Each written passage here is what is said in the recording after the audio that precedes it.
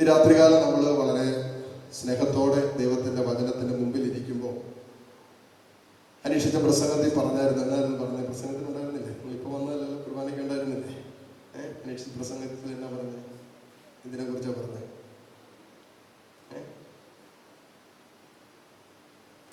ഇപ്പൊ ഉറങ്ങുവാണോ അതോ അപ്പുറങ്ങുമായിരുന്നോ? അനീഷിച്ചൻ എന്തായിരുന്നു പറഞ്ഞത് പ്രസംഗത്തില്? അച്ഛനവിടെ ഒരു തിരിയിരിക്കുന്ന കാര്യം പറഞ്ഞായിരുന്നു. അതെന്നാ എഴുതിയേക്കുന്നതിനകത്ത്? ബാപ്റ്റൈസ് ആൻഡ് സെന്റ് അല്ലേ?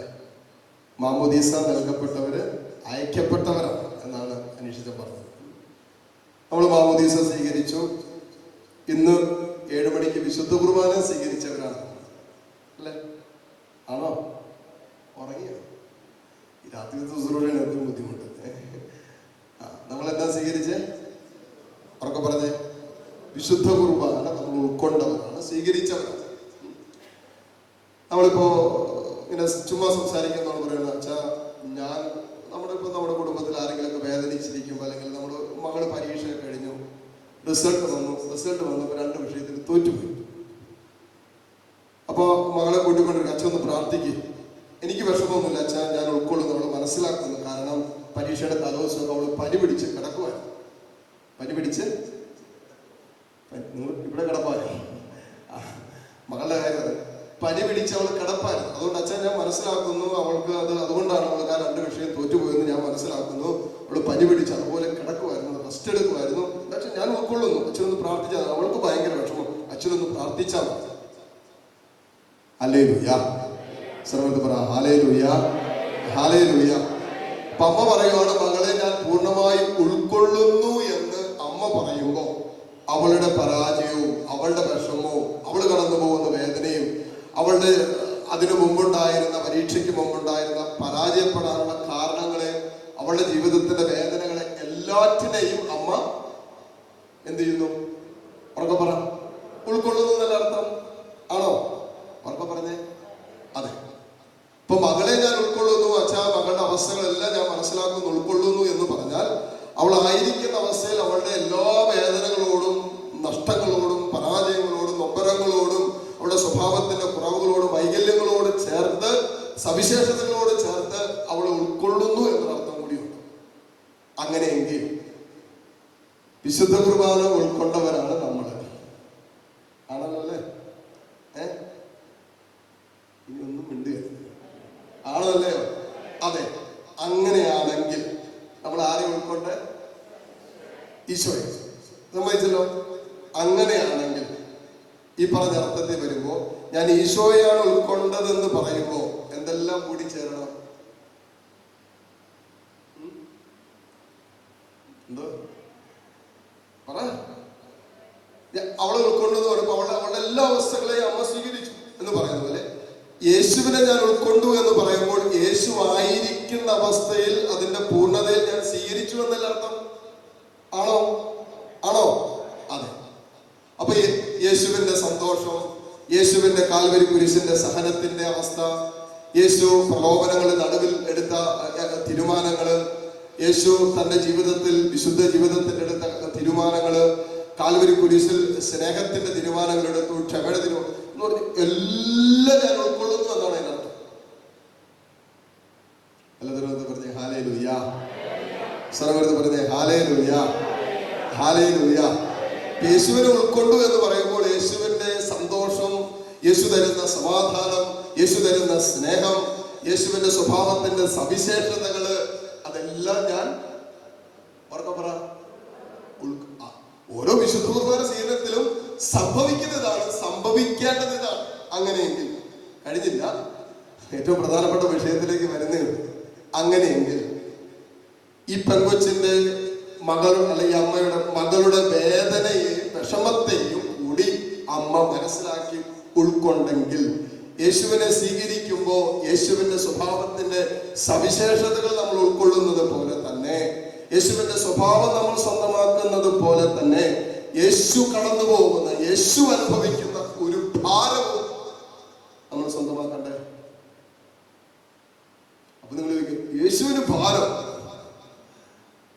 യേശുവിന് നമുക്കൊരു ദൈവത്തിന് ഭാരം, യേശുവിന് ഭാരമില്ലായിരുന്നെങ്കിൽ കർത്താവ് ഈ ഭാരമുള്ള ചുമക്കേണ്ട കാര്യമില്ലല്ലോ.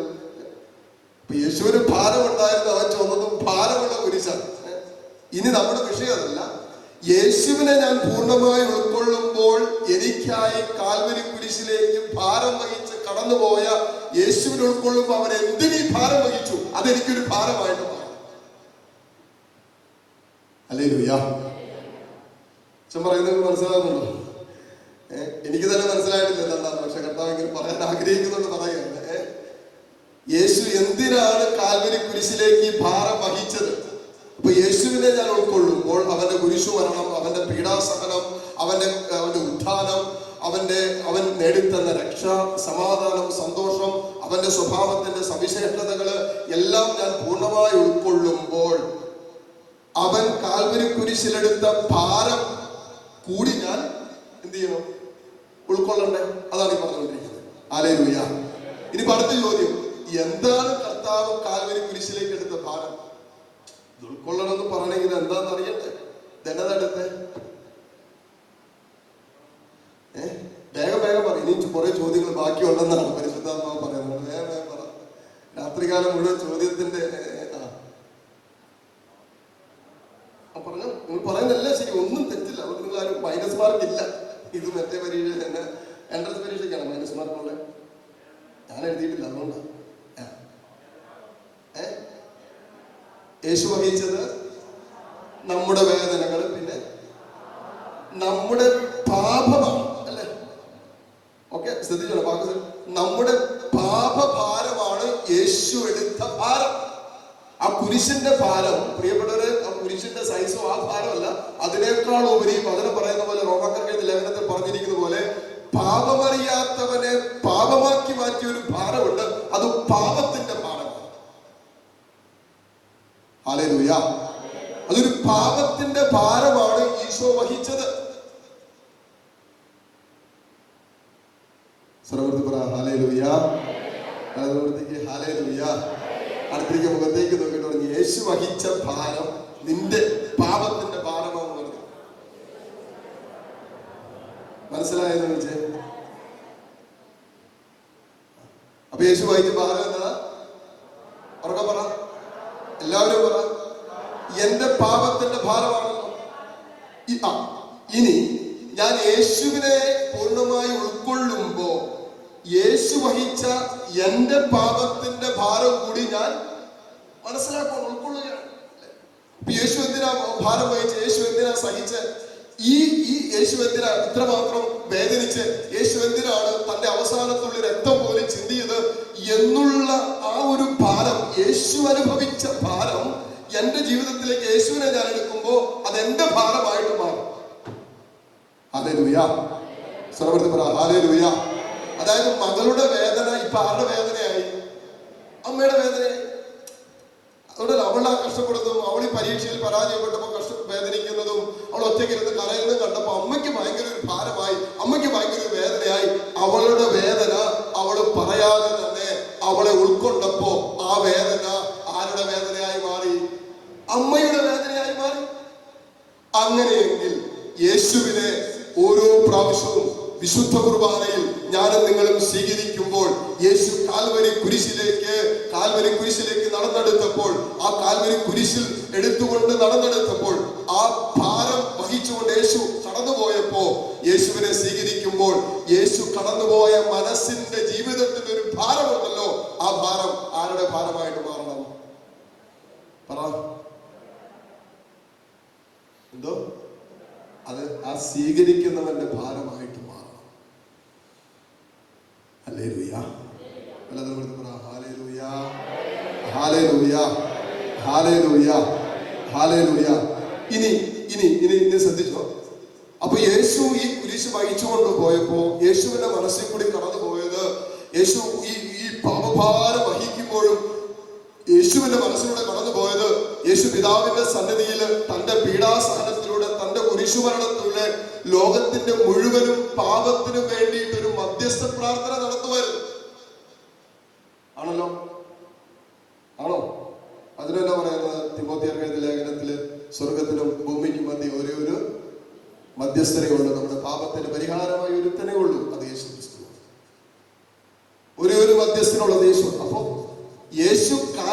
കുരിശിലെടുത്ത മുഴുവൻ സഹനവും വേദനയും നൊമ്പരവും, പ്രിയപ്പെട്ട ഒരു കാര്യം നമ്മൾ മനസ്സിലാക്കണം, അത് പിതാവിന്റെ സന്നിധിയിൽ എന്റെയും നിങ്ങളുടെയും ലോകം മുഴുവന്റെയും പാപത്തിന് വേണ്ടിയിട്ടുള്ള പരിഹാര ബലിയാണ്, മധ്യസ്ഥ പ്രാർത്ഥനയാണ്. ഹല്ലേലൂയ. ഇനി അടുത്ത ചോദ്യം, യേശു എങ്ങനെയാണ് മധ്യസ്ഥം വഹിച്ചത്? ഇനി അങ്ങനെയാണ് നമ്മൾ മധ്യസ്ഥം വഹിക്കാൻ പോകുന്നത്. അതിനുവേണ്ടിയാണ് യേശു എങ്ങനെയാണ് മധ്യസ്ഥം വഹിച്ചത്? നമുക്ക് വേണ്ടി, നമ്മുടെ പാപത്തിന് വേണ്ടി യേശു എങ്ങനെയാണ് തന്റെ ജീവിതത്തിൽ മധ്യസ്ഥം വഹിച്ചത്? പറ. യേശുവിന്റെ പീഡകളിലൂടെ, സഹനങ്ങളിലൂടെ. വരാനെന്ന് പറഞ്ഞല്ലോ, യേശുവിന്റെ ശരീരത്തിൽ പാപം വഹിച്ചുകൊണ്ട് എന്ന് പറഞ്ഞാൽ ശരീരത്തിൽ സഹിച്ചുകൊണ്ട്. കറക്റ്റാണോ? പറയുന്നതെല്ലാം കറക്റ്റാണ്. ഇവിടെ പറഞ്ഞത് കറക്റ്റാണ്, ഇവിടെ പറഞ്ഞത് കറക്റ്റാണ്. പറഞ്ഞോ. ഇനി എന്തെങ്കിലും ഉണ്ടോ? യേശു നമുക്ക് വേണ്ടി മാധ്യസ്ഥം വഹിച്ചത്, പ്രിയപ്പെട്ടവരെ, കാൽവരി കുരിശിൽ സഹിച്ചതാണ്. ഹല്ലേലൂയ. സർവ്വത്തിൽ പറ ഹല്ലേലൂയ, ഹല്ലേലൂയ. അപ്പൊ യേശു ഈ മധ്യസ്ഥ പ്രാർത്ഥനയുടെ സമയത്ത്, ഈ മധ്യസ്ഥം വഹിക്കുമ്പോൾ മുഴുവൻ സമയം യേശുവിന്റെ ഹൃദയത്തിലൂടെ കടന്നു പോകുന്ന ഒരു വേദനയുണ്ട്, ഒരു ഭാരമുണ്ട്. എന്നതാ? യേശു നോക്കുമ്പോ പാപം നിറഞ്ഞ ഒരു മനുഷ്യനെ, മനുഷ്യ ജീവിതത്തെ, മനുഷ്യകുലത്തെ യേശു കാണുമ്പോ യേശുവിന്റെ ഉള്ളം തേകുന്നു. അത് ഈ കുരിശ് വഹിക്കാൻ യേശുവിനെ പ്രേരിപ്പിക്കുന്നു. അത്രേ ഉള്ളൂ. അല്ലെങ്കിൽ യേശു പാതി കഴിക്കുന്നത് ഉപേക്ഷിക്കാമായിരുന്നു. സഹനം ഏറിയപ്പോ, കുരിശ് ചുമക്കാൻ പറ്റാത്ത അവസ്ഥ വന്നപ്പോ, പലവട്ടം കുരിശ് ചുമന്ന് താഴെ വീണപ്പോ, നമ്മളൊക്കെ ആണെങ്കിൽ ഇതങ്ങോട്ട് ഉപേക്ഷിച്ചേക്കാം, ഇതങ്ങോട്ട് നിർത്തിയേക്കാം. അച്ഛാ, ഒന്ന് തീർന്ന് അതിനേക്കാളും അടുത്തത് വന്നു, ഒന്ന് കഴിഞ്ഞില്ല അതിനും അടുത്തത് വന്നു, ഒരു പ്രശ്നം തീർന്നില്ല അതിനും അച്ഛാ മടുത്തു അല്ല നമ്മൾ പറയുന്നത്. തോറ്റു തോറ്റു തോറ്റു. ഇനിയിപ്പോ പരീക്ഷ എഴുതാതെന്ന തോക്കുകയല്ല, അതുകൊണ്ട് ഞാൻ അങ്ങോട്ട് നിർത്തുക. ഈശോ നിർത്താതിരുന്നതിന് കാരണം, നിർത്താൻ തോന്നുന്ന ജീവിതത്തിന്റെ അനുഭവത്തിന്റെ നടുവിലും യേശുവിന്റെ മുമ്പിൽ, പ്രിയപ്പെട്ടവരെ, ഒരു മധ്യസ്ഥ പ്രാർത്ഥന, യേശു തന്റെ ജീവിതം കൊണ്ട് ഒരു മധ്യസ്ഥ പ്രാർത്ഥന നടന്നുകൊണ്ടിരിക്കുക, മധ്യസ്ഥം വഹിച്ചുകൊണ്ടിരിക്കുക. ഈ ജനത്തിന് വേണ്ടി, എനിക്കും നിനക്കും വേണ്ടി, നമ്മുടെ പാപത്തിന് വേണ്ടി പിതാവിന്റെ സന്നിധിയിൽ ഒരു മധ്യസ്ഥം യേശു തന്റെ സഹനത്തിലൂടെ നടന്നുകൊണ്ടിരിക്കുക. അതുകൊണ്ട് ഇടയ്ക്ക് വെച്ച് നിർത്താൻ പറ്റില്ല.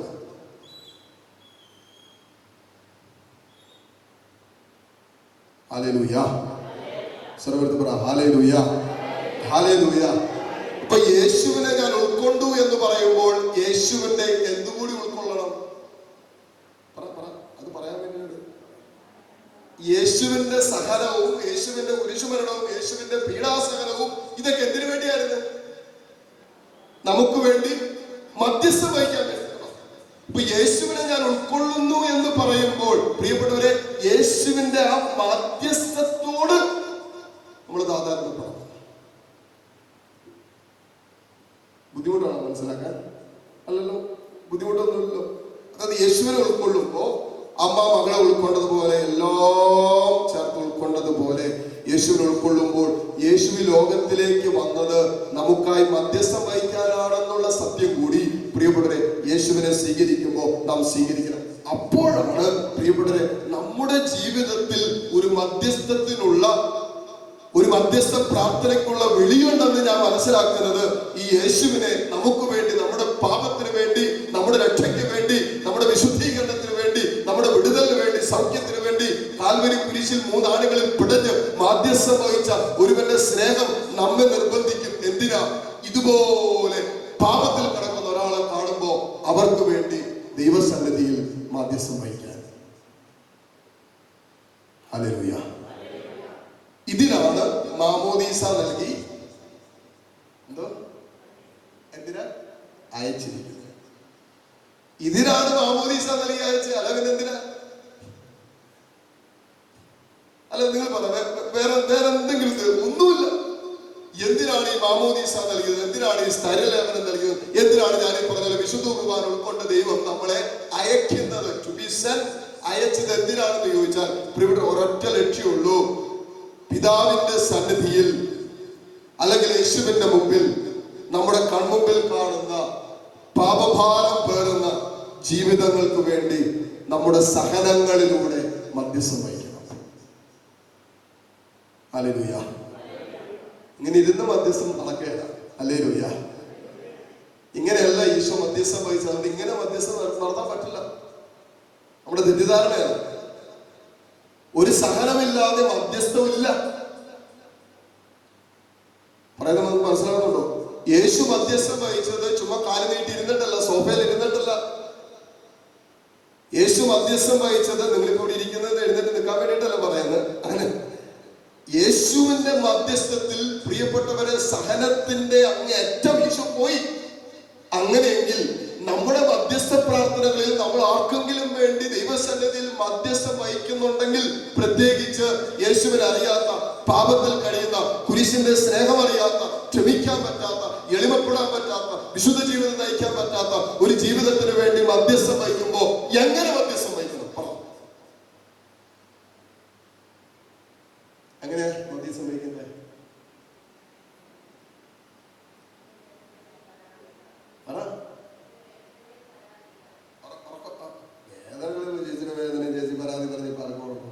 മധ്യസ്ഥം എങ്ങനെ വായിക്കണം? പറ. എങ്ങനെ? അല്ലാതെ വേറെ ഇല്ലെന്നേ. സഹിക്കാതെ മധ്യസ്ഥമില്ല. നമ്മൾ ഈ മധ്യസ്ഥ പ്രാർത്ഥന എന്നൊക്കെ പറയുന്നത് എന്താണെന്നറിയാമോ? നമ്മളിവിടെ കൊണ്ടു വെച്ചിട്ട് നമ്മുടെ തിരുസഭയുടെ പരിസരം അറിയാൻ, ചാരി കിടന്നിട്ട് വിശ്വാസം വർദ്ധിക്കാൻ, കണ്ണടച്ച് തൂങ്ങിയിരുന്നിട്ട് ദൈവകൃപ ഉണ്ടാകാൻ, പ്രാർത്ഥിക്കാൻ, ദൈവം നടക്കാൻ, മുട്ടുവേദന മാറാൻ, നടുവേദന മാറാൻ, വയറുവേദന മാറാൻ, ജോലി കിട്ടാൻ, സകലമായ ഓക്കെ ഓക്കെ ഓക്കെ ഓക്കെ കഴിഞ്ഞു. അല്ല, നമ്മൾ എന്നാ ചെയ്തേ? നമ്മൾ എന്തൊക്കെയോ ചെയ്തു. ഒന്നും ചെയ്തില്ലെന്നല്ല, എന്തൊക്കെയോ ചെയ്തു. ഇനി നമ്മൾ സഹനം എടുക്കുന്നില്ല എന്ന് കരുതണ്ട. നിങ്ങൾ ഇവിടെ ഇരിക്കുന്നതന്നെ സഹനമാണ്. ഹല്ലേലൂയ. എന്നെ ശ്രമിക്കുന്നത് നിങ്ങൾക്കൊരു സഹനമാണല്ലോ, അതൊരു സഹനം. പിന്നെ ഈ രാത്രിയുടെ യാമങ്ങളിൽ നിങ്ങൾ കടന്നുറങ്ങാമായിരുന്നു അല്ലേ? ഈ രാത്രിയുടെ യാമങ്ങളിൽ നിങ്ങൾക്ക് വീട്ടിൽ കടന്ന് സുഖമായിട്ട് മൂടി പൊതിച്ച് കടന്നുറങ്ങാമായിരുന്നു. അല്ലെങ്കിൽ വീട്ടിൽ നിന്ന് TV കാണാമായിരുന്നു. സീരിയലിന്റെ സമയം കഴിഞ്ഞു പോയി. അല്ലെങ്കിൽ സീരിയൽ കാണാമായിരുന്നു, ഇല്ലെങ്കിൽ സിനിമ കാണാമായിരുന്നു. ഇതെല്ലാം വേണ്ടെന്ന് വെച്ച് ഇവിടെ ഇരിക്കുമ്പോ അതിന്റെ പിന്നിൽ എന്തുണ്ട്? ഉറക്കപ്പറ. സഹനമുണ്ട്. ഹല്ലേലൂയ. സഹനം എന്ന് പറയുന്നതിലൂടെ എന്റെ ഹിതത്തെ ദൈവഹിതത്തിന് കീഴ്വഴങ്ങുന്നതാണ് ശരിക്കും യഥാർത്ഥത്തിൽ സഹനം. അത്രേ ഉള്ളൂ. സഹനം ഒറ്റ വാക്കി പറഞ്ഞാൽ, എനിക്കിഷ്ടമുള്ളതിനേക്കാൾ അപ്പുറം, എന്റെ ആഗ്രഹങ്ങൾക്കപ്പുറം, എന്റെ ഹിതത്തിനപ്പുറം ദൈവഹിതം ഇങ്ങനെയാണെങ്കിൽ അതിനെ സ്വീകരിക്കുന്നതാണ് യഥാർത്ഥ സഹനം. ഹല്ലേലൂയ. അത് നമ്മൾ പോയിട്ട് പിന്നെ ആ സഹനം ചെയ്തേക്കാം, ഇത് ചെയ്തേക്കാന്ന് പറഞ്ഞുകൊണ്ട് സഹിക്കുന്നതല്ല. അതിനേക്കാൾ ഉപരി ഇപ്പൊ എനിക്ക് കുറെ സഹനം എടുക്കാം. നോർമലി ഇപ്പൊ നമ്മുടെ മുറിയിലോ നമ്മൾ അവിടെയൊക്കെ മിറ്റിലൊക്കെ ഉണ്ട്. മിറ്റിലിൽ മുട്ടുകുത്തി നമ്മൾ പ്രാർത്ഥിക്കും, സഹനം എടുത്ത് പ്രാർത്ഥിക്കുന്നത് അല്ലെ?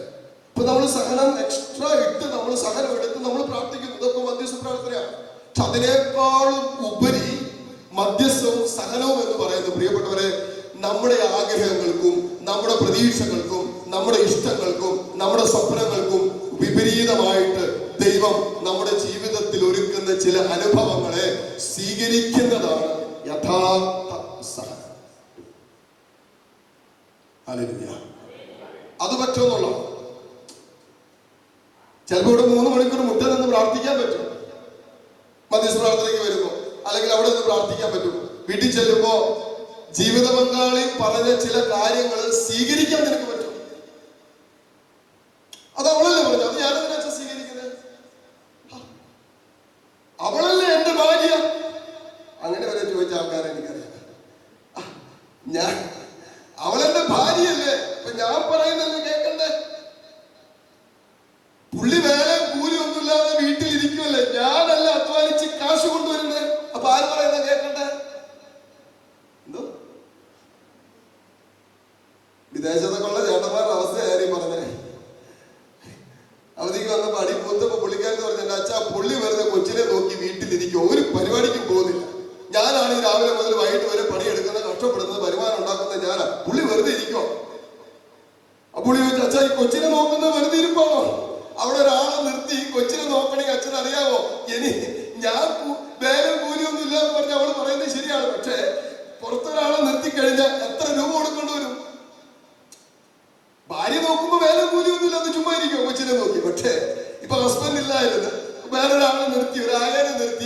അവർക്ക് കൂലി കൊടുക്കേണ്ട വന്നിരുന്നെങ്കിൽ പ്രിയപ്പെട്ടവരെ എത്ര രൂപ കൊടുക്കേണ്ടി വരും? പറയാ പുള്ളി വെറുതെ ഇരിക്കുക വെച്ചാൽ കൊച്ചിനെ നോക്കി വീട്ടിലിരിക്കുക, കൊച്ചിനെ പട്ടിയെ നോക്കി വീട്ടിലിരിക്കുക. രണ്ടും കണക്കാണ്. വീട്ടിലൊരു പട്ടിയുണ്ട്, കൊച്ചുമുണ്ട്. ഇതിനെ നോക്കി പുള്ളി വീട്ടിലിരിക്കുക. പുള്ളിക്ക് അവിടെ ചെന്ന് ജോലി കിട്ടാനുള്ള അത്ര ക്വാളിഫിക്കേഷൻ ഒന്നുമില്ല. പെണ്ണുപിള്ളയുടെ ക്വാളിഫിക്കേഷനിലാണ് പുള്ളി അങ്ങോട്ട് പോയത്. അപ്പൊ അത് തന്നെ ഒരു വേദനയാണ്. കാരണം പുള്ളിക്കാരത്തേക്ക് ഇച്ചിരി കാശുണ്ടാക്കുന്നതിന്റെ ഒരു മനസ്സിലായില്ലേ? ചേട്ടന്മാർക്ക് ഇനി അതിന്റെ എക്സ്പ്ലനേഷൻ ഒന്നും തരേണ്ട കാര്യമില്ല. അപ്പൊ ഞാനാണ് ഇവിടെ കാശുണ്ടാക്കുന്നത്. അപ്പൊ അതിന്റെ ഒരു അഹങ്കാരമുണ്ട്. അപ്പൊ അതിന്റെ വെളിച്ചത്തിലാണ് ചെറിയ ഇഷ്യൂസ് ഒക്കെ ആരംഭിച്ച്. അങ്ങനെയാണ് അവധിക്ക് വന്നപ്പോൾ എല്ലാവരോടും വന്ന്, രണ്ടുപേരോടും വന്ന്, കൊച്ചും ഉണ്ടായിരുന്നു. ഇവരിങ്ങനെ പറഞ്ഞിട്ടുണ്ടെങ്കിൽ പുള്ളി പറയുന്ന അച്ഛാ പുള്ളിക്ക് ഒരു പണിയില്ല അച്ഛാ, രാവിലെ മുതൽ ഈ കുഞ്ഞിനെ മാത്രം നോക്കിയാൽ മതി അച്ഛൻ, അറിയാമോ? ഹല്ലേലൂയ. സ്വരമെടുത്ത് പറഞ്ഞേ ഹല്ലേലൂയ, ഹല്ലേലൂയ. അതിനെ തുറന്ന് പറഞ്ഞേ ഹല്ലേലൂയ, ഹല്ലേലൂയ. എല്ലാത്തിനടുത്ത് പറഞ്ഞേ ഹല്ലേലൂയ. സ്വരമെടുത്ത് പറഞ്ഞേ ഹല്ലേലൂയ, ഹല്ലേലൂയ. നമ്മൾ ഈ ഇരിക്കുന്നതിന്റെ പിന്നിലൊക്കെ സഹനമുണ്ട്. ഈ സഹനമാണ് കൃപയായിട്ട് മാറുന്നത്. വേറൊന്നുമില്ല. നമ്മൾ ഈ രാത്രികാലം ചെലവഴിക്കുന്ന മണിക്കൂറുകളുണ്ടല്ലോ, ബാക്കിയുള്ളവർ ഇതിന് പകരമായി നമുക്ക് നമ്മുടെ ഇഷ്ടമനുസരിച്ച് കിടന്നുറങ്ങാമായിരുന്ന സാഹചര്യങ്ങളെ ബലികഴിച്ചിട്ട് ഇവിടെ വന്നിരിക്കുമ്പോ നമ്മുടെ ഇഷ്ടത്തെ, നമ്മുടെ ആഗ്രഹത്തെ ബലികഴിച്ചിരിക്കുന്ന ഈ മണിക്കൂറുകള് ദൈവാഗ്രഹത്തിന്, ദൈവഹിതത്തിന് നീ വിധേയപ്പെടുമ്പോ ഇത് കൃപയുടെ മണിക്കൂറാണ്. ഇത് മധ്യസ്ഥത്തിന്റെ നിമിഷമാണ്. ഹല്ലേലൂയ. ഇനിയിപ്പോ നീ ഇവിടെ ഇച്ചിരി ഉറങ്ങിയാൽ പോലും. അതുകൊണ്ടാണ് ഞാൻ ഉറങ്ങി. ചിലരൊക്കെ ഉറങ്ങിയിട്ട് ഞാൻ വിളിക്കാത്തതിന് കാരണം എന്താണെന്നറിയാം? നീ ഉറങ്ങുമ്പോഴും നീ മധ്യസ്ഥം വഹിക്കും. അതല്ലേ കർത്താവ് പറഞ്ഞത്? തന്റെ പ്രിയപ്പെട്ടവർ ഉറങ്ങുമ്പോഴും കർത്താവ് അവർക്ക് നന്നായി അങ്ങനെ ഒരു വചനം ഉള്ളത്. ഉറങ്ങുമ്പോഴും വേണ്ടത് നൽകുന്നതാണ്. പ്രിയപ്പെട്ടവർ ഉറങ്ങുമ്പോഴും. അത് ഇതാ ഉദ്ദേശിച്ചത്. നീ ഉറങ്ങുമ്പോഴും നീ നിന്റെ ഹിതത്തേക്കാൾ അപ്പുറം ദൈവഹിതത്തോട് അന്വേഷിക്കുന്നുണ്ട്. അങ്ങനെ അന്വേഷിക്കുന്നവരുടെ ജീവിതത്തിലാണ് ഉറങ്ങുമ്പോഴും വേണ്ടപ്പെട്ടവർ ഉറങ്ങുമ്പോഴും അവർക്ക് വേണ്ടത് കർത്താവ് നൽകുന്നത്. തന്റെ പ്രിയപ്പെട്ടവർ ഉറങ്ങുമ്പോഴും ദൈവം അവർക്ക് വേണ്ടത് നൽകും. സ്വർഗ്ഗത്തിൽ പറ ഹല്ലേലൂയ, ഹല്ലേലൂയ. അത് നമ്മൾ മനസ്സിലെടുക്കണം പ്രിയപ്പെട്ടവർ. അത് നമ്മുടെ ചങ്കിൽ കിട്ടണം. ദൈവഹിതം അനുസരിച്ച് എന്റെ ഇഷ്ടങ്ങൾക്കപ്പുറം ദൈവം അനുവദിക്കുന്ന ജീവിതത്തിന്റെ എല്ലാ സാഹചര്യങ്ങളെയും സന്തോഷത്തോടെ, ആ സഹോദരി പറഞ്ഞ പോലെ പിറുപിറുപ്പ് കൂടാതെ സഹിക്കാൻ തയ്യാറാകുമ്പോ, അതെടുക്കാൻ തയ്യാറാകുമ്പോ, ആ നിമിഷങ്ങളിലൊക്കെ പ്രിയപ്പെട്ടവരെ ദൈവത്തിന്റെ അനന്തമായ കൃപയും ദൈവത്തിന്റെ അനന്തമായ കരുണയും നമ്മുടെ മേൽ നമ്മൾ ഉറങ്ങുമ്പോൾ പോലും വെളിപ്പെട്ടുകൊണ്ടിരിക്കുന്നു. അതുകൊണ്ടല്ല അച്ഛാ ഞാൻ ഒന്ന് രാത്രി ഉറങ്ങി എഴുന്നേറ്റ് കണ്ണു തുറന്നപ്പോഴേ അത്ഭുതങ്ങൾ സംഭവിച്ചു. അതങ്ങനെ രാത്രി ഉറക്കത്ത് സംഭവിച്ചു. സ്വപ്നമല്ല, യാഥാർത്ഥ്യം കണ്ടു.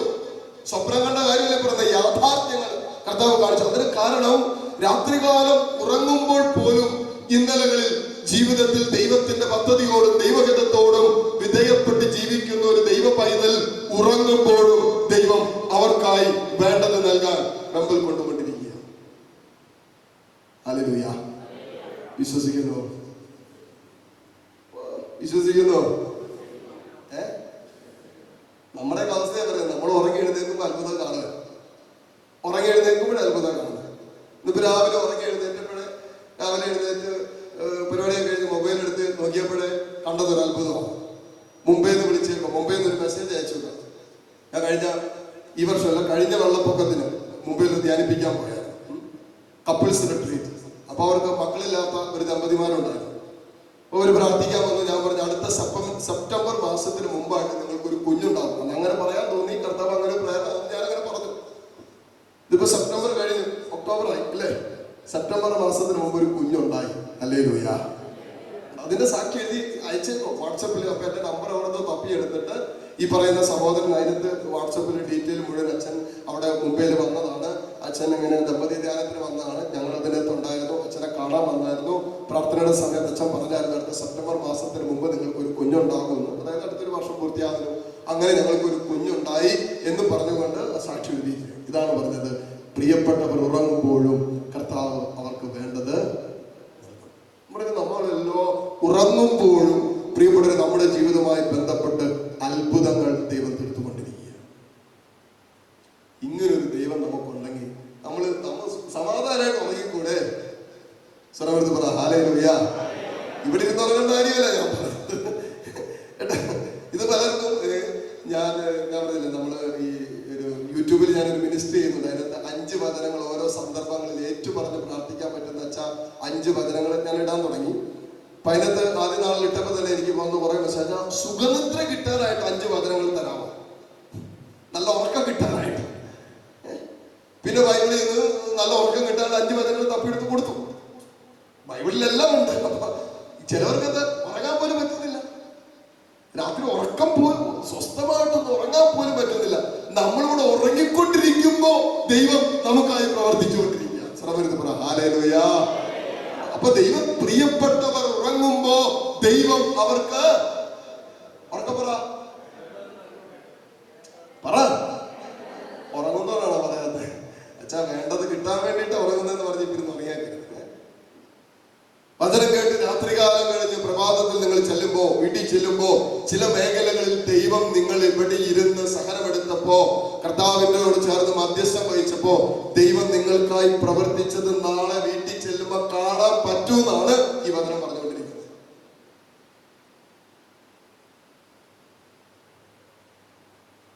ഹല്ലേലൂയ. ഇങ്ങനെയൊക്കെ ഒന്ന് വിശ്വസിക്കാൻ പറ്റിയ എന്തൊരു സന്തോഷമാണെന്നറിയോ. ഉറങ്ങാൻ നമ്മൾ എന്ത് പ്രതീക്ഷയോടെ ഉറങ്ങാൻ പോകുന്നതെന്നറിയാമോ? അതുപോലെ സന്തോഷത്തോടെ നമ്മൾ ഉറങ്ങുന്നത്.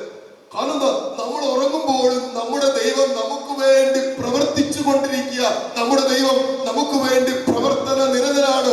നമ്മുടെ ദൈവം നമ്മൾ ഉറങ്ങുമ്പോഴും നമുക്കായി കാവൽ നിൽക്കുന്നു. നമ്മുടെ ദൈവം നമ്മൾ ഉറങ്ങുമ്പോഴും നമുക്ക് വേണ്ടത് തരാൻ വേണ്ടി ഓടി നടക്കുന്നു. നമ്മൾ ഉറങ്ങുമ്പോഴും നമ്മുടെ ദൈവം നമ്മുടെ ചാര നിൽക്കുന്നു. നമ്മൾ ഉറങ്ങുമ്പോഴും നമ്മുടെ ദൈവം ഉറങ്ങാതെ നിൽക്കുന്നു എന്നല്ലേ അർത്ഥം? ഹല്ലേലൂയ. ആണല്ലോ. നമ്മൾ ഉറങ്ങുമ്പോഴും നമുക്ക് വേണ്ടി ഉറങ്ങാതെ കാവൽ നിൽക്കുന്ന ഒരു ദൈവം ഉണ്ടെന്നല്ലേ ഈ പറയുന്നത്. നമ്മൾ ഉറങ്ങുമ്പോൾ നമുക്ക് വേണ്ടി വേണ്ടത് നൽകുന്നു എന്ന് പറയുമ്പോൾ, ദൈവം ഉറങ്ങുമായിരുന്നെങ്കിലോ, നമ്മൾ ഉറങ്ങുമ്പോൾ ദൈവം ഉറങ്ങുമായിരുന്നെങ്കിലോ, പിന്നെ ആരായി വേണ്ടപ്പെട്ട ഗുണം തരുന്നത്? ഹല്ലേലൂയ. സർവ്വത്ത് പറ ഹല്ലേലൂയ, ഹല്ലേലൂയ.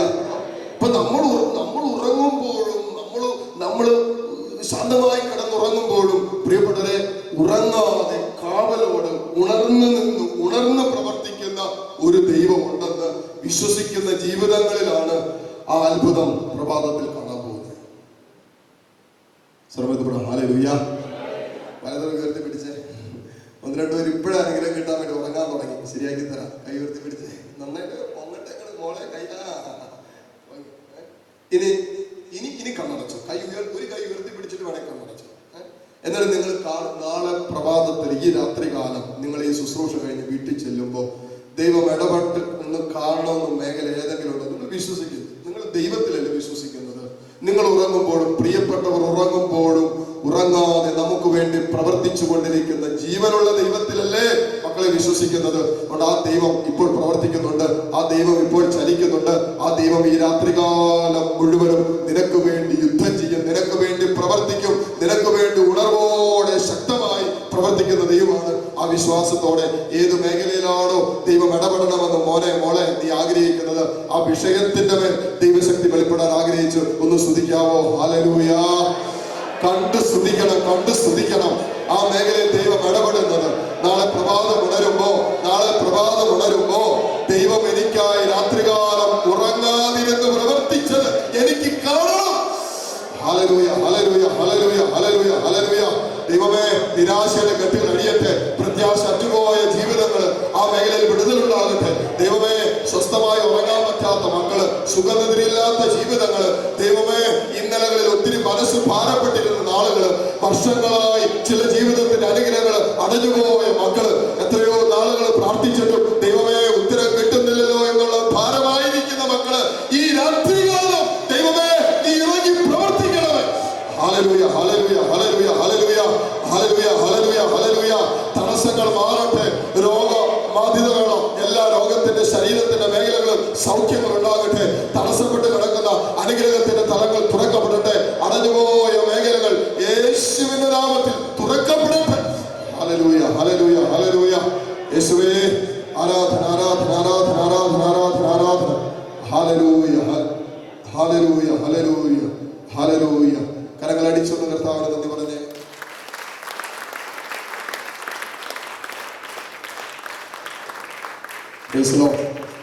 ഹല്ലേലൂയ, ഹല്ലേലൂയ. ഇപ്പൊ പ്രിയപ്പെട്ടവർ ഉറങ്ങുമ്പോഴും എന്തോ അത് പറയാൻ വേണ്ടിട്ട് എല്ലാം ഞാൻ തന്നെ പറയണോ? പ്രിയപ്പെട്ടവർ ഉറങ്ങുമ്പോഴും വേണ്ടത് നമുക്കാണല്ലോ. കർത്താവ് അവർക്ക് വേണ്ടത് നൽകുന്നു. ഹല്ലേലൂയ. സന്തോഷത്തോടെ പറ ഹല്ലേലൂയ. ഇതല്ല നമ്മുടെ വിഷയം. നമ്മുടെ വിഷയത്തിലേക്ക് നമ്മൾ വീണ്ടും തിരിച്ചു വരികയാണ്. ഇപ്പൊ നമ്മൾ പറഞ്ഞു ഈ രാത്രികാലം നമ്മളിപ്പോ സഹനമെടുത്ത് അതാണ് മധ്യസ്ഥം. അത് മാത്രമാണ് മധ്യസ്ഥം. കാരണം യേശുവിന്റെ മധ്യസ്ഥത്തിൽ സമ്പൂർണ്ണ സഹനമുണ്ട്, സമ്പൂർണ്ണ സ്നേഹമുണ്ട്, സമ്പൂർണ്ണ ക്ഷമയുണ്ട്, സമ്പൂർണ്ണ അനുസരണമുണ്ട്, സമ്പൂർണ്ണ വിധേയത്വമുണ്ട്, സമ്പൂർണമായ എളിമപ്പെടലുണ്ട്. എല്ലാം അതിന്റെ പൂർണ്ണതയിലുണ്ട്.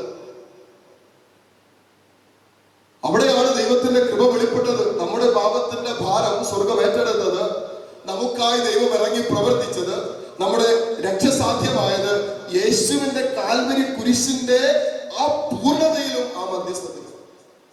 ഹല്ലേലൂയ. സർവ്വത്തിൽ പറ ഹല്ലേലൂയ, ഹല്ലേലൂയ. എല്ലാ മധ്യസ്ഥ പ്രാർത്ഥനയും പ്രിയപ്പെട്ടവർ അവിടെ വരണം.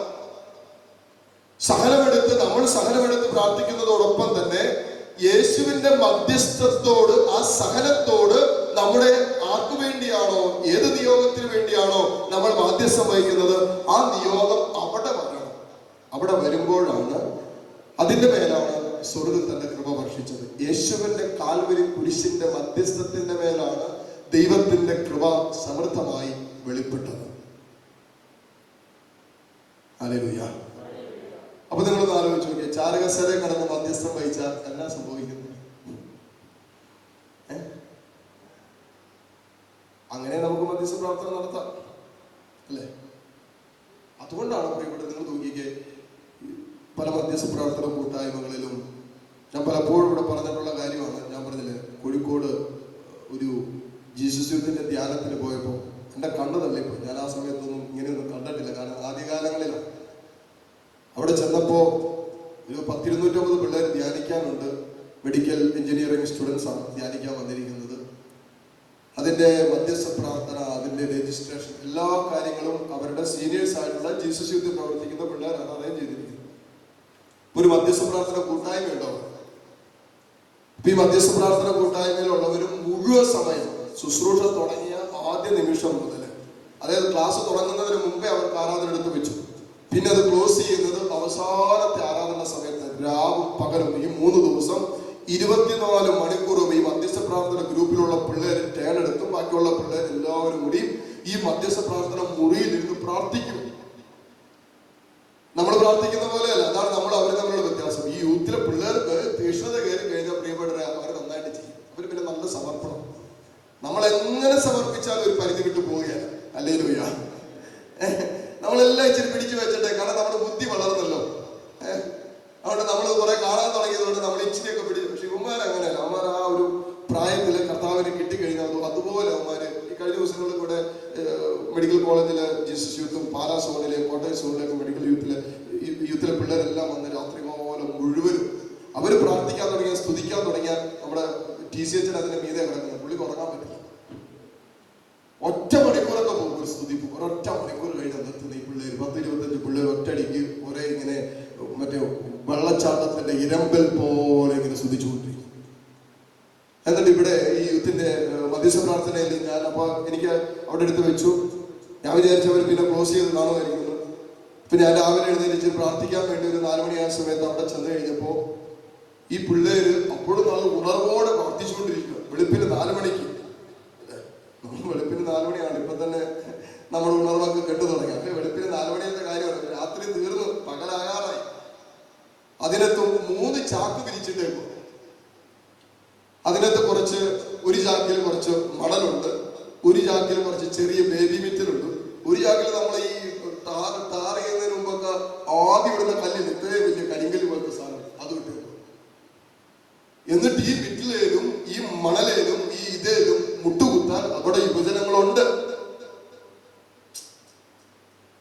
ഇവിടെ ഇവര് മുഴുവൻ സമയം അത് മുട്ടുകുത്തിയിട്ട് സഹനമെടുത്ത് നമ്മളവിടെ പുറകെ നിന്ന് ഈ പിള്ളേർ കാണിക്കുന്നുണ്ട്. നമുക്ക് വിഷമം വന്നിട്ട് പാടില്ല. ഈ പിള്ളേർ അറിയുന്ന പിള്ളേർ പോലെയല്ല, ഫസ്റ്റ് ഇയർ ജോയിൻ ചെയ്ത പിള്ളേർക്ക് വേണ്ടി അവർക്ക് വേണ്ടി ഒരുക്കിയിരിക്കുന്ന ഈ ജീസസ് യൂത്തിന്റെ ആദ്യത്തെ ഒരു സെഷനാണ്. അവരെ ഇതിന് കൂട്ടായ്മയിലേക്ക് എടുക്കാൻ വേണ്ടിയിട്ടുള്ള ആദ്യത്തെ ധ്യാനമാണ്. ഈ വരുന്ന പിള്ളേരൊന്നും ഒരു ആരെയും പേഴ്സണലായിട്ട് അറിയത്തില്ല. ഇവരുടെ ഒരു വിഷയമല്ല, ഇവരുടെ ഒരു വേദനയല്ല, ഇവരുടെ ഒരു നിയോഗമൊന്നുമല്ല. ഈ പിള്ളേർ എങ്ങനെയെങ്കിലും ഈ കൂട്ടായ്മയുടെ ഭാഗമാവണം, ഈ പിള്ളേർ എങ്ങനെയെങ്കിലും യേശുവിന്റെ സ്നേഹം അറിയണം, ഇവർ ഞങ്ങൾ ജീവിക്കുന്ന പോലെ വിശുദ്ധ ജീവിതം നയിക്കണം. അതാണ് ഇവരുടെ ആഗ്രഹം. അതിനുവേണ്ടി പിള്ളേരെടുക്കുന്ന സഹനം. എന്നിട്ട് ഇതിൽ നിന്ന് ഒരുത്തൻ എഴുന്നേറ്റ് പോയപ്പോ ഞാൻ വിചാരിച്ചത് എങ്ങനെ ഉണ്ടെന്ന് അറിയാൻ വേണ്ടി ഞാനും കൂടി ആ വലിയ മെറ്റിലല്ല, മറ്റേ ഇടത്തരം മെറ്റിലുണ്ട്. മറ്റേലൊക്കെ മുട്ടുകുത്തിയാൽ പിന്നെ നമുക്ക് എഴുന്നേറ്റ് നിൽക്കാൻ പറ്റില്ല. നമ്മൾ ദൂസറോട് ചെയ്യാൻ പോലും പറ്റാത്ത പോലത്തെ മെറ്റിലാവുമാര് മാറിയിട്ട്. അപ്പൊ ഞാൻ ഇടത്തരം മെറ്റിലുണ്ട്, അതിനകത്ത് കയറി ഞാൻ മുട്ടുകുത്തി. 10 മിനിറ്റ് കഴിഞ്ഞപ്പോഴേക്കും നമ്മുടെ കണ്ണിൽ നിന്നൊക്കെ വെള്ളം വരാൻ തുടങ്ങി. നമുക്ക് ശീലമൊന്നും ഇല്ലാത്ത പരിപാടിയാണ് ആ സമയത്ത്. പിന്നെയാണ് ഇതൊക്കെ ശീലമാക്കാൻ തുടങ്ങി. നമുക്ക് അന്നത്തെ കാലത്ത് മെറ്റിലെ മുട്ടുന്നത് നമ്മളിവിടെ അങ്ങനത്തെ ഒരു പരിപാടി ചെയ്തിട്ടില്ല. ഇവിടെ ഈ പിള്ളേര് നമ്മൾ കുറച്ചു നേരം മുട്ടുകുത്തി കഴിഞ്ഞപ്പോഴും നമുക്ക് ശരീരം മുഴുവൻ വേദനിക്കാൻ തുടങ്ങി. അതിനേക്കാൾ ഇവര് വയർക്കാൻ തുടങ്ങി. ഇവര് രാവും പകലും 24 മണിക്കൂറും ഈ പിള്ളേര് 10, 18, 20, 22 വയസ്സ് പ്രായമുള്ള യൗവനങ്ങള് യൗവനത്തിൻ്റെതായ സകല ഇഷ്ടങ്ങളും ആഗ്രഹങ്ങളും അവരുടേതായ സകല സ്വപ്നങ്ങളും അവരുടേതായ സകല ആ പ്രായത്തിന്റെ ചാബല്യങ്ങളും ബലികഴിച്ചിട്ട് ഇതാണ് ഈ പറയുന്നത്. ഇതാണ് മധ്യസ്ഥം. ബലികഴിച്ചിട്ട് അവരെടുത്തൊരു പ്രാർത്ഥനയുണ്ട്. അതാണ് യഥാർത്ഥ മധ്യസ്ഥം. ഹല്ലേലൂയ. നമ്മുടെ ഇഷ്ടങ്ങളെ ബലികഴിച്ചിട്ട് നമ്മൾ അവരുടെ ദൈവസന്നിധിയിലേക്ക്, യേശുവിനെ അറിയാത്തൊരു ജീവിതത്തെ തമ്പുരാന്റെ സന്നിധിയിലേക്ക് ഉയർത്തുമ്പോൾ അവിടെ യഥാർത്ഥ മാധ്യസ്ഥത്തിന്റെ ശക്തി വെളിപ്പെടാൻ. അതിനുമുമ്പ് ചെയ്യേണ്ട ഒരു കാര്യമുണ്ട്. നമ്മുടെ ഇഷ്ടങ്ങളോട് ഒരു നോ പറയാൻ പറ്റണം. നമ്മുടെ ആ മണിക്കൂറിന്റെ ആഗ്രഹങ്ങളോട് വിധേയത്വത്തോടെ നോ പറയാൻ പറ്റണം. നമ്മുടെ ആ മണിക്കൂറിന്റെ സ്വപ്നങ്ങളോട് ഇഷ്ടങ്ങളോട് ഒരു നോ പറയാനുള്ള കരുത്തെടുത്തിട്ട്, ദൈവമേ നിന്റെ ഹിതം ഈ മക്കളിൽ പൂർത്തിയാകട്ടെ, നിന്റെ ആഗ്രഹം ഈ ജീവിതങ്ങളിൽ സംഭവിക്കട്ടെ, നിന്റെ ഭാരം, യേശുവിന്റെ ഭാരം ഒരാൾ നഷ്ടപ്പെടുന്നത് കണ്ടപ്പോ കർത്താവിന്റെ ഹൃദയത്തിലുണ്ടായിരുന്ന ഒരു ഭാരമുണ്ട്. ആ ഭാരമാണ് മധ്യസ്ഥ പ്രാർത്ഥനയുടെ ഭാരം. ഹല്ലേലൂയ. അത് മാത്രമാണ് മധ്യസ്ഥ പ്രാർത്ഥനയുടെ ഭാരം. വേറെ ഒന്നും മധ്യസ്ഥ പ്രാർത്ഥനയുടെ വിഷയമല്ല, ഭാരമല്ല. കാരണം യേശുവിന്റെ ഭാരം ഒന്നേ ഉള്ളൂ, അത് നശിച്ചു പോകുന്ന ആത്മാക്കളുടെ രക്ഷയ്ക്ക് വേണ്ടിയാണ്. അതുകൊണ്ടല്ലേ തിമോഥെയോസ് എഴുതിയ ലേഖനത്തിൽ പറഞ്ഞു വെച്ചിരിക്കുന്നു, ഒരാൾ പോലും നഷ്ടപ്പെട്ടു പോകരുതെന്ന് സ്വർഗസ്ഥനായ പിതാവ് ആഗ്രഹിക്കുന്നു. അതുകൊണ്ട് യോഹന്നാൻ 3:16 പറയും, തന്റെ ഏകജാതനെ നൽകാൻ തക്കവിധം ലോകത്തെ അത്രമാത്രം ദൈവം സ്നേഹിച്ചു. ഇതാണ് മാധ്യസ്ഥം. ഹല്ലേലൂയ. ചിലപ്പോൾ നമ്മൾ ശരിക്കും ആത്മശോധന ചെയ്താൽ ചിലപ്പോൾ ഈ മാധ്യസ്ഥത്തിലേക്ക് നമ്മൾ ഇനിയും വളരേണ്ടിയിരിക്കുന്നു. ഞാൻ നിങ്ങൾ ഇതിപ്പോ ഈ മാധ്യസ്ഥം വഹിക്കണമെങ്കിൽ ഒരു എളുപ്പ വഴി ഞാൻ പറഞ്ഞുതരാം. വേണോ? വേണോ? ഇപ്പൊ നിങ്ങളുടെ അയൽവക്കത്തുള്ളൊരു സഹോദരൻ, അയൽവക്കത്തുള്ള ചേട്ടന്റെ മകൻ, അവൻ വെള്ളം അടിച്ച് പാപവും ചെയ്ത് കണ്ടവന്റെ മക്കെട്ടും കയറി നടക്കുന്ന കാണുമ്പോൾ സ്വാഭാവികമായിട്ടും നിങ്ങൾക്കൊരു വിഷമമുണ്ടോ? യേശുവിനെ അറിഞ്ഞവർക്ക് വിഷമമുണ്ടോ? അല്ലാത്തവർക്ക് സന്തോഷത്തിന് കാരണമോ? കൊള്ളാം, അവൻ അങ്ങനെ തന്നെ വേണം, അതല്ല. യേശുവിനെ അറിഞ്ഞവർക്ക് അതൊരു ഭാരമായിട്ട്, ഒരു വേദനയായിട്ട് മാറും. നമ്മൾ പ്രാർത്ഥിക്കും, ദൈവമേ, നമ്മളങ്ങനെ ഓർക്കുവാണ്, ദൈവമേ അവൻ എന്നാൽ ആ ഗതി വന്നല്ലോ, അവരിത്രയും പ്രാർത്ഥിച്ചിട്ടും ആ മക്കൾ ഇങ്ങനെയൊക്കെ പോയല്ലോ, അവരൊക്കെ ഇങ്ങനെയൊക്കെ നടക്കുന്നുണ്ടല്ലോ, അവരിത്രയും കഷ്ടപ്പെട്ട് വളർത്തിയതല്ലേ, ഇത്രയും ഭാരപ്പെട്ടതല്ലേ, ഇത്രയും വേദനിച്ച് വളർത്തില്ല, എന്നിട്ട് ഇവൻ ഇങ്ങനെയൊക്കെ പോകുന്നുണ്ടല്ലോ എന്ന് നമ്മൾ അതേക്കുറിച്ച് ഒരു അഭിപ്രായം പറയൂലേ? പറയും. നമ്മൾ കണ്ട അയൽവക്കത്തുള്ള പറയും. അല്ലെങ്കിൽ അയൽവക്കത്തുള്ള നമ്മുടെ അയൽവക്കക്കാരന്റെ ഇളയ മകളോ മൂത്ത മകളോ ആരുടെ കൂടെ ഒരു രാത്രി കാലങ്ങൾ ഒളിച്ചോടി, ഇത്രയും കഷ്ടപ്പെട്ട് വളർത്തിയിട്ട് അവൾ അങ്ങനെ ചെയ്തല്ലോ, എന്നാൽ അവൻ ഈ ഗതി വന്നല്ലോ എന്ന് നമ്മൾ അഭിപ്രായം പറയും. അത് സ്വാഭാവികമാണ്. അതിനകത്ത് അപ്പുറത്തേക്കൊന്നും അധികമൊന്നും പോവുകയല്ല. അത് അതോടുകൂടി ആ ചാപ്റ്റർ ക്ലോസ് ആണ്. സർവ്വത്തിൽ പറഞ്ഞ ഹല്ലേലൂയ, ഹല്ലേലൂയ. ഇനി അതൊരു യഥാർത്ഥ മധ്യസ്ഥത്തിന്റെ പ്രാർത്ഥനയായി മാറണമെങ്കിൽ അതിനു വേണ്ടിയിട്ടുള്ള കാര്യമാണ് അച്ഛൻ പറയാൻ പോകുന്നത്. ശ്രദ്ധിച്ചോളുക. അയലൊക്കത്തെ ചേട്ടന്റെ മകളല്ല, ഇതെന്റെ മകളാണ്. ഇറങ്ങിപ്പോയത് ആരുടെ മോളാ? പറ. എന്റെ മോളാണ്. ആക്സിഡന്റ് പറ്റിയത് ആർക്കാ? വെള്ളമടിച്ച് നടക്കുന്ന ആരാ? എന്റെ മോന്. അപ്പൊ നീ എങ്ങനെ പ്രാർത്ഥിക്കും? ഈ അഭിപ്രായമായിരിക്കോ ഇപ്പൊ ഉണ്ടാകുന്ന പ്രാർത്ഥന? ആണോ? പറ, നിങ്ങൾ പറ. ആണോ? എന്റെ മകനാണ് ജോലി കിട്ടാത്തത്, എന്റെ മകന്റെയാണ് വിവാഹം നടക്കാത്തത്, എന്റെ മക്കൾക്കാണ് കുഞ്ഞുങ്ങളില്ലാത്തത്. ഞാൻ എത്രമാത്രം വേദനിക്കും. എന്റെ പ്രാർത്ഥനയുടെ എവിടെയൊക്കെ ഏതൊക്കെ ആലയങ്ങളിൽ എവിടെയൊക്കെ ശുശ്രൂഷയ്ക്ക് പോയോ, എവിടെയൊക്കെ വചനം കേൾക്കാൻ പോയോ, എവിടെയൊക്കെ ആരാധനയ്ക്ക് പോയോ, അവിടെയൊക്കെ നിന്റെ ചങ്കിൽ, നിന്റെ മനസ്സിൽ, നിന്റെ ഹൃദയത്തിൽ ആദ്യം വരുന്ന വേദന എന്താ? ഇതല്ലേ? അല്ലേ? നിന്നെ അതുപോലെ അലട്ടുന്ന നിന്റെ കുടുംബത്തിന്റെ വിഷയമല്ലേ നിന്റെ ചങ്കിലേക്ക് ആദ്യം വരുന്നത്? ആണോ? അല്ലേ? പറ. അതെ. അങ്ങനെയെങ്കിൽ പ്രിയപ്പെട്ടവരെ, മധ്യസ്ഥം വഹിക്കാനുള്ള എളുപ്പ വഴി നിന്റെ ചുറ്റുപാടും നടക്കുന്ന സുവിശേഷത്തിന് ചേരാത്തതും ആത്മനാശത്തിൽ കടന്നു പോകുന്ന ഒരു ജീവിതത്തെ കാണുമ്പോ അത് നിന്റെ കുടുംബത്തിൽ ഒരംഗമാണെന്ന് തിരിച്ചറിയാനും അങ്ങനെ കണ്ട് നിന്റെ ഹൃദയത്തിൽ ആ ഒരു ഇടം കൊടുക്കാൻ തയ്യാറായാൽ പ്രിയപ്പെട്ടവരെ, അവിടെ യഥാർത്ഥ മധ്യസ്ഥത്തിന്റെ പ്രാർത്ഥന ഉയരും. ഹല്ലേലൂയ.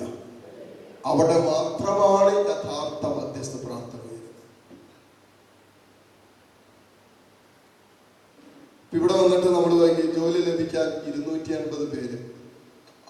എനിക്കിപ്പോ ജോലിയൊന്നും വേണ്ട, സോക്കെ. അതുകൊണ്ട് നമ്മൾ ഇപ്പൊ ഈ ജോലി ലഭിക്കുന്ന പ്രാർത്ഥന വരുമ്പോ ഇത് നമ്മുടെ വിഷയമല്ല. അതുകൊണ്ട് നമുക്ക് വലിയ തീക്ഷണത്വം കാണില്ല. അടുത്തത് ഓപ്പറേഷൻ അത് നമ്മുടെ വിഷയമാണ്. കാരണം എനിക്കൊരു ഓപ്പറേഷൻ ഡോക്ടർ പറഞ്ഞിട്ടുണ്ട്, അതുകൊണ്ട് ഇപ്പൊ നന്നായിട്ട് പ്രാർത്ഥിക്കണം. അത് മധ്യസ്ഥ പ്രാർത്ഥന അല്ലെന്നാണ് ഈ പറഞ്ഞുകൊണ്ടിരിക്കുന്നത്. ഹല്ലേലൂയ. സർവ്വരും പറഞ്ഞേ ഹല്ലേലൂയ, ഹല്ലേലൂയ. യേശു കാൽവരിയുടെ നെറുകയിൽ പ്രിയപ്പെട്ടവരെ 3 ആടുകളിൽ പിടഞ്ഞപ്പോ അത് സ്വർഗത്തിന്റെ മുമ്പിൽ നമുക്ക് വേണ്ടിയിട്ടുള്ള ഒരു മധ്യസ്ഥമാണ്. അത് സഹനത്തിന്റെ തീവ്രതയിലാണ്, സഹനത്തിന്റെ തീച്ചൂളയിലാണ് യഥാർത്ഥ മധ്യസ്ഥ പ്രാർത്ഥന. അത് നമ്മൾ ആരാണെന്നോ, നമ്മുടെ നന്മ എന്താണെന്നോ, നമ്മുടെ കുറവെന്താണെന്നോ, നമ്മുടെ വീഴ്ച എന്താണെന്നോ ഇതൊന്നും നോക്കിയില്ല. നമ്മുടെ കഴിവെന്താണെന്നോ, കഴിവുകേട് എന്താണെന്നോ ഒന്നും നോക്കിയില്ല. ഇവൻ രക്ഷ പ്രാപിക്കണം, ഇത് മാത്രമേ നോക്കിയുള്ളൂ. ഇവനും ഇവളും സുവിശേഷം അറിയണം, രക്ഷ പ്രാപിക്കണം. ആത്മനാശത്തിന്റെ വഴിയിലാണോ? ദൈവമേ, പാപത്തിന്റെ വഴിയിലാണോ? ദൈവമേ, നിന്നെ അറിയാത്ത ജീവിതമാണോ? ഇവരിവളും നിന്നെ അറിയണം, രക്ഷ പ്രാപിക്കണം, സുവിശേഷം അറിയണം, കാൽവരി കുരിശിന്റെ സ്നേഹം അറിയണം. ഇത് ചങ്കി കിട്ടുമ്പോ, ഞാൻ നേരത്തെ പറഞ്ഞ യേശുവിന്റെ കുരിശിന്റെ ഭാരം നിന്റെ ഹൃദയത്തിന്റെ ഭാരമാകുമ്പോ യേശുവിന്റെ വേദന നിന്റെ ജീവിതത്തിന്റെ വേദനയായിട്ട് മാറാൻ തുടങ്ങും. അപ്പോ നഷ്ടപ്പെട്ടു പോകുന്ന ഒരു കുടുംബം കാണുമ്പോ, തകർന്നു പോകുന്ന ഒരു കുടുംബ ജീവിതം കാണുമ്പോ, വേദനിച്ച് പാപത്തിൽ കഴിയുന്ന ഒരു മകളെ കാണുമ്പോ നിന്റെ ഹൃദയത്തിൽ നീ അറിയാതെ ഒരു ഭാരം ഉണ്ടാകും, ഒരു വേദന ഉണ്ടാകും, ഒരു വിങ്ങലുണ്ടാകും. ഇതിനെ പറയുന്ന പേരാണ് മധ്യസ്ഥ പ്രാർത്ഥന. ഹല്ലേലൂയ. സർവ്വത്തിൽ പറ ഹല്ലേലൂയ, ഹല്ലേലൂയ. ഒരു വേദന ഉണ്ടാകും പ്രിയപ്പെട്ടവർ, ഉണ്ടാകും.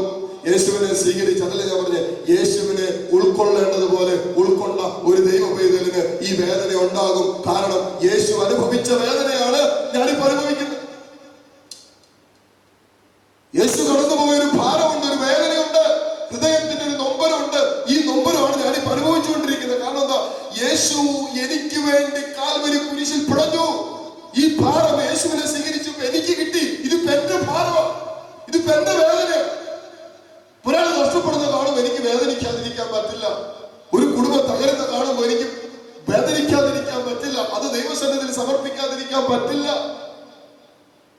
ഒരാൾ കഷ്ടപ്പെടുന്ന കാണുമ്പോൾ, ഒരാൾ വേദനിക്കുന്ന കാണുമ്പോ, ഒരാൾ നൊമ്പരപ്പെടുന്ന കാണുമ്പോ, ആ നൊമ്പരം നമ്മുടെ ജീവിതത്തിന്റെ നൊമ്പരമായി മാറുന്നത് പ്രിയപ്പെട്ടവരെ യേശുവിനെ ഞാൻ സ്വീകരിക്കുന്നത് കൊണ്ടാണ്. യേശുവിനെ ഞാൻ ഓരോ ദിവസവും വിശുദ്ധ കുർബാനയും എടുക്കുന്നത് കൊണ്ടാണ്. സർവ്വത്തിൽ പറഞ്ഞ ഹല്ലേലൂയ, ഹല്ലേലൂയ. സർവ്വരുടെ ഹല്ലേലൂയ, ഹല്ലേലൂയ. ഒത്തിരി ഇന്റൻഷൻ നിയോഗങ്ങൾ വരുന്നുണ്ട് ഒരു ദിവസം തന്നെ. ഈ യൂട്യൂബിലൊക്കെ മിനിസ്റ്റർ തുടങ്ങിയപ്പോ ആയിരക്കണക്കിന്, അങ്ങനെ വേണം പറയാൻ, ആയിരക്കണക്കിന് ശുശ്രൂഷകൾ, ഈ മധ്യസ്ഥ പ്രാർത്ഥനകൾ വരുന്നു. കാരണം ഞങ്ങൾ കഴിഞ്ഞ ദിവസം എടുത്ത് നോക്കിയപ്പോ ഏകദേശം ഇവിടെ ഇപ്പൊ അച്ഛനെ പ്രസംഗിച്ചു കൊണ്ടിരിക്കുമ്പോ യൂട്യൂബിലൂടെ എന്റെ ശുശ്രൂഷ 800-ലധികം പേര് ഈ സമയത്ത് കേട്ടുകൊണ്ടിരിക്കുന്നു. ലോകത്തിന്റെ 37 രാജ്യങ്ങളിൽ ഇരുന്നു. അത്രയും ഏകദേശം 3 മില്യൺ അടുത്താണ്. 30 ലക്ഷം പേരാണ് കഴിഞ്ഞ ഒരു മാസം അതിനെ കേട്ടത്. 30 ലക്ഷം പേര് മണിക്കൂർ. അപ്പൊ നിങ്ങൾ ആലോചിക്കും ദൂരം നിയോഗം അതിനകത്ത് വരുന്നുണ്ട് അല്ലെ. ഇപ്പൊ നമുക്ക് എല്ലാ നിയോഗങ്ങളും എടുത്ത് മൊബൈൽ എടുത്തുകൊണ്ടിരിക്കാതെ നമുക്ക് മൊബൈൽ എടുക്കാൻ സമയം കിട്ടില്ല. അപ്പൊ ഇതെല്ലാം എടുത്ത് നോക്കാനോ മധ്യസ്ഥം വഹിക്കാനോ നമുക്ക് സമയം കിട്ടില്ല. ഞാൻ ചെയ്യുന്ന ഒറ്റ കാര്യമുള്ളൂ, എന്റെ പേഴ്സണൽ വിശുദ്ധ കുർബാന അർപ്പിക്കുന്ന സമയത്ത് യേശുവിന്റെ ശരീരവും രക്തവും എടുത്ത് സ്വീകരിക്കുന്ന ഒരു സമയമുണ്ടല്ലോ, എല്ലാവരും കൊടുത്തിട്ട് ആ കർത്താവിന്റെ തിരുരക്തം എടുത്ത് കുടിക്കുന്ന സമയത്ത് ഒരൊറ്റ നിമിഷം, ദൈവമേ ഇന്നോളം എന്നോട് മധ്യസ്ഥം വഹിച്ച് പ്രാർത്ഥന അഭ്യർത്ഥിച്ച എല്ലാവരുടെയും പ്രാർത്ഥന വിഷയങ്ങളെ ഇതാ ഈ കാസയിലും ഈ സഹനത്തിൽ നിന്റെ സഹനത്തിൽ സമർപ്പിക്കുന്നു. അത്രേ ഉള്ളൂ. ഹല്ലേലൂയ. ആ സഹനത്തിൽ അത് നടക്കും. അവിടെയാണ് പ്രിയപ്പെട്ട യഥാർത്ഥ മധ്യസ്ഥം ഇരിക്കുന്നത്. ഞാനിവരെല്ലാം വിളിച്ചിട്ട് ഞാൻ പ്രാർത്ഥിച്ചോളാം എന്ന് പറയേണ്ട കാര്യമില്ല. അത് നടക്കുന്ന കാര്യമല്ല. ഒന്നാമത് നടക്കുന്ന കാര്യമില്ല. പക്ഷേ അവരെ എനിക്ക് പേഴ്സണൽ എടുത്ത് പ്രാർത്ഥിക്കാനും പറ്റില്ല. എന്റെ മാനുഷികമായ ബലഹീനതയും സാഹചര്യങ്ങളുടെ പ്രശ്നങ്ങളോട് സമയം പറ്റില്ല. പക്ഷേ ആ വിശുദ്ധ കുർബാന അർപ്പിക്കുന്ന സമയത്ത് യേശുവിന്റെ രക്തം സ്വീകരിക്കുന്നതിന് മുമ്പാട് ദൈവമേ ഈ നിമിഷം വരെ ഈ ദിവസക്കാലം ഈ ദിവസങ്ങളിൽ എന്നോട് മധ്യസ്ഥ പ്രാർത്ഥന യാചിച്ച നിയോഗം സമർപ്പിച്ച എല്ലാ മക്കളെയും അവരുടെ നിയോഗങ്ങളെ കർത്താവെ ഈ കാസയിലും ഈ ലാസയിലും ഇപ്പോൾ സമർപ്പിക്കുന്നു. ഈശോയെ നീ സ്വീകരിക്കണേ. അത്രേ ഉള്ളൂ. അച്ഛനുറപ്പാണ് തമ്പുരാൻ സ്വീകരിച്ചു കൊടുക്കുന്നത്. ഹല്ലേലൂയ. ശ്രമത്തിൽ പറഞ്ഞ ഹല്ലേലൂയ. ആ നിയോഗങ്ങൾ ദൈവഹിതത്തിന് ചേർന്നതാണെങ്കിൽ തമ്പുരാൻ സ്വീകരിക്കും എന്നുള്ളത് 100% ഉറപ്പാണ്. ഈ ഭാരം നമുക്ക് കിട്ടണം. ഈ ഭാരം കിട്ടിയ പിന്നെ നമുക്ക് 24 മണിക്കൂർ ശുശ്രൂഷ ചെയ്യേണ്ടി വരും. ഹല്ലേലൂയ. പിന്നെ നമുക്ക് ഉറക്കമൊന്നും ഇല്ലാതാണ്.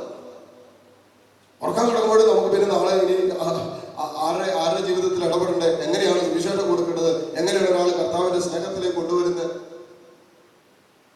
ഇപ്പോഴും നമ്മുടെ ഹൃദയത്തിന്റെ ഒരു ഭാരമായിട്ട് എപ്പോഴും നിരന്തരം നമ്മുടെ ജീവിതത്തിൽ 20 അതുകൊണ്ടാണ് നമ്മളെ മാമോദീസ മുക്കിയത്. ടു ബി സെന്റ്, അയക്കപ്പെടാൻ വേണ്ടിയിട്ടാ. എന്നത് അയക്കപ്പെടുന്നത്. എന്താണ് ഈ അയക്കപ്പെടുന്നത്? ആർക്കു വേണ്ടിയാ പോകുന്നത്? എന്താണ് പ്രഘോഷിക്കേണ്ടത്? എല്ലാം ഒറ്റ വിഷയമുള്ളൂ, ക്രിസ്തു, സുവിശേഷം.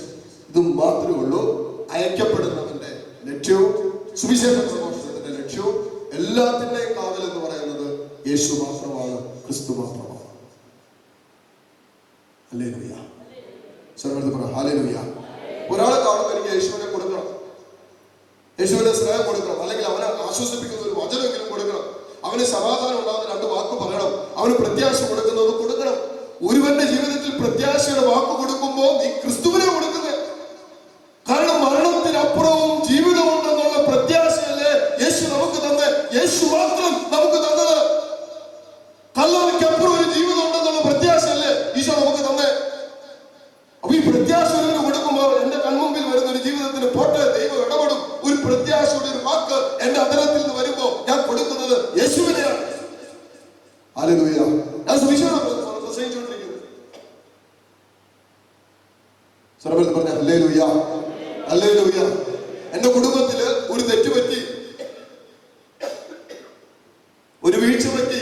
എന്റെ ജീവിത പങ്കാളിക്കോ എന്റെ മാതാപിതാക്കൾക്കോ എന്റെ മക്കൾക്കോ ആർക്കെങ്കിലും ഒരു വീഴ്ച പറ്റി എന്റെ കൺമുമ്പിൽ വരുമ്പോ പോട്ടെ, ഈ അവസ്ഥയിലും നിന്നെ ദൈവം സ്നേഹിക്കുന്നുണ്ട് മോളെ, ഈ അവസ്ഥയിലും ദൈവം നിന്റെ കൂടെയുണ്ട് മോളെ, ഈ അവസ്ഥയിൽ കിടക്കാൻ ദൈവം ആഗ്രഹിക്കുന്നില്ല, നീ തിരിച്ചാദ്യ സ്നേഹത്തിലേക്ക് വാ എന്ന് പറയുന്നിടത്ത് അത് സുവിശേഷമാണ്, അത് സുവിശേഷ പ്രസംഗമാണ്. ഹല്ലേലൂയ. അല്ലാതെ മൈക്ക് വെച്ച് പറയുന്നത് മാത്രമല്ല സുവിശേഷ പ്രസംഗം. നമുക്ക് അങ്ങനെ അതല്ല, നമ്മുടെ ദൂരെ ചാൻസ് നമുക്ക് ഓരോ ദിവസവും സുവിശേഷം പറയാൻ. പ്രത്യേകിച്ച് ഞങ്ങൾക്ക് ഒത്തിരി കിട്ടുന്നുണ്ട്, തീർച്ചയായിട്ടും ഒത്തിരി പേരെ നമ്മൾ കാണുന്നുണ്ട്. പക്ഷെ നിങ്ങളുടെ കുടുംബജീവിതത്തിലേക്ക് എടുത്ത് നോക്കി എത്രയോ സാഹചര്യങ്ങൾ, എത്രയോ നിമിഷങ്ങൾ നിങ്ങളുടെ കുടുംബജീവിതത്തിൽ കിട്ടുന്നുണ്ട്.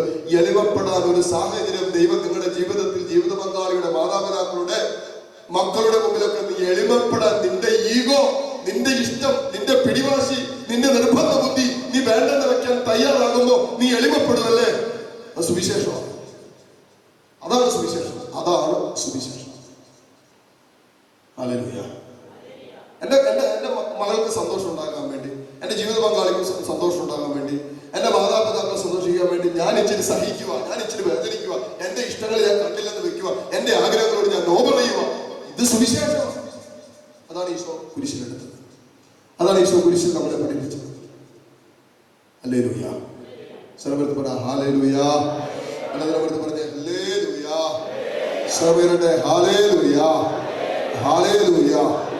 അപ്പോൾ പ്രിയപ്പെട്ടവരെ, യേശുവിന്റെ മധ്യസ്ഥം നമ്മുടെ പാപത്തിന്റെ ഭാരത്തിന്റെ മധ്യസ്ഥമായിരുന്നെങ്കിൽ ആ യേശുവിനെ ഉൾക്കൊള്ളുന്ന നമ്മൾ സ്വീകരിക്കുന്നത് ഈ പാപഭാരത്തിൽ കടക്കുന്നവർക്ക് വേണ്ടിയിട്ടുള്ള ഒരു മധ്യസ്ഥ പ്രാർത്ഥനയുടെ ജീവിതത്തെയാണ് നമ്മൾ ഇന്ന് വിശുദ്ധ കുർബാനയിൽ സ്വീകരിച്ചത്. അതുകൊണ്ടാണ് 1 കൊരിന്തോസ് 9:16 പറയുന്നത്, നീ സുവിശേഷം പ്രസംഗിക്കുന്നില്ലെങ്കിൽ നിനക്ക് ദുരിതം. അത് ഈ അർത്ഥത്തിൽ. കാരണം നമ്മൾ യേശുവിനെ സ്വീകരിച്ചവരാണ്. ഈശോനെ സ്വീകരിച്ചവരുടെ ഒരു മധ്യസ്ഥ പ്രാർത്ഥനയുടെ വിളിയുണ്ട്. അല്ലാതെ മധ്യസ്ഥ പ്രാർത്ഥന അവിടെ കാരിസ്മയിൽ മധ്യസ്ഥ പ്രാർത്ഥനയ്ക്ക് വരുന്നവരുണ്ട്, അവരാണ് മധ്യസ്ഥ പ്രാർത്ഥന. വിശുദ്ധ കുർബാന സ്വീകരിക്കുന്ന യേശുവിന്റെ ശരീരവും രക്തവും അവന്റെ പീഡാസഹനത്തിലും കുരിശുമരണത്തിലും പങ്കുചേരുന്ന എല്ലാവർക്കും ഈ മധ്യസ്ഥ പ്രാർത്ഥനയുടെ വിളിയുണ്ട്, ദൗത്യമുണ്ട്. മാമോദീസായിലൂടെ സ്വീകരിച്ച വിളി ജീവിതത്തിൽ ഒരു ദൗത്യമായിട്ട് കർത്താവ് തന്നിരിക്കുക. അതിൽ നമ്മൾ മാമോദീസായിൽ യേശുവിനോട് കൂടി നമ്മൾ എന്നാ ചെയ്യുന്നത്? യേശുവിനോട് കൂടി മരിച്ച്, യേശുവിനോട് കൂടി അടക്കപ്പെട്ട്, യേശുവിനോട് കൂടി ഉത്ഥാനം ചെയ്യുന്നു. അതാണ് മാമോദീസ, പുതിയ സൃഷ്ടിയായി മാറി. അതാണ് മാമോദീസയിൽ സംഭവിക്കുന്നത്. മാമോദീസയിൽ സംഭവിക്കുന്നില്ല. നമ്മൾ യേശുവിനോട് കൂടി മരിക്കുന്നു, യേശുവിനോട് കൂടി അടക്കം ചെയ്യുന്നു, യേശുവിനോട് കൂടി ഉത്ഥാനം ചെയ്ത് പുതിയ സൃഷ്ടിയായി നമ്മൾ മാറി. അതാണ് മാമോദീസയിൽ. അപ്പൊ യേശുവിൽ ഒരു പുതിയ സൃഷ്ടിയായി മാറിയ നമുക്ക് ഒരു ദൗത്യം തന്നിരിക്കുന്നത് പ്രിയപ്പെട്ടവരെ യേശുവിന്റെ ദൗത്യമാണ്. അത് സ്വർഗത്തിന്റെ പിതാവിന്റെ മുമ്പിൽ നമുക്കായി മധ്യസ്ഥം വഹിക്കാനുള്ള ദൗത്യമാണ്. വേറൊരു ദൗത്യവും യേശുവിനില്ല. ഹല്ലേലൂയ. സർവ്വത്തിൽ പറ ഹല്ലേലൂയ. നരകത്തിന്റെ അവകാശിയായി തീരാൻ സാധ്യതയുള്ള ഒരാത്മാവിനെ അവിടെ നിന്ന് പിടിച്ചു കയറ്റിയിട്ട് സ്വർഗത്തിന്റെ അവകാശിയാക്കി മാറ്റുക എന്നുള്ളതാണ് യേശുവിന്റെ മധ്യസ്ഥം നമുക്ക് കിട്ടുമ്പോൾ നമ്മൾ സ്വന്തമാക്കുന്നത്. അതാണ് ഈശോ ചെയ്തത്. നിത്യനാശത്തിലേക്ക്, നിത്യനരകത്തിലേക്ക് പോകാൻ സാധ്യതയുണ്ടായിരുന്ന എന്നെയും നിങ്ങളെയും അവൻ ചങ്കിലെ ചോര കൊടുത്ത് രക്തം ചിന്തി പാപത്തിന് പരിഹാരം ചെയ്ത് നമ്മളെ സ്വർഗത്തിന്റെ അവകാശിയാക്കി മാറ്റി. ഇപ്പൊ നിത്യനരകത്തിലേക്ക് പോകാൻ സാധ്യതയുള്ള ഒരാളെ, നിത്യനാശത്തിലേക്ക് പോകാൻ സാധ്യതയുള്ള ഒരു ജീവിതത്തെ കൈപിടിച്ചിട്ട് സ്വർഗീയ ജീവിതത്തിലേക്ക് കൈപിടിച്ചുയർത്തുന്നതിനെയാണ് ഈ മധ്യസ്ഥം എന്ന് പറയുന്നത്. അതിന്റെ പിന്നിൽ നമ്മൾ എടുക്കുന്ന ഒരു സഹനമുണ്ട്. അതാണ് യഥാർത്ഥ മധ്യസ്ഥത്തിന്റെ സഹനം. യേശു എടുത്ത കാൽവരി കുരിശിന്റെ സഹനം പോലെയുള്ള സഹനം. ഹല്ലേലൂയ.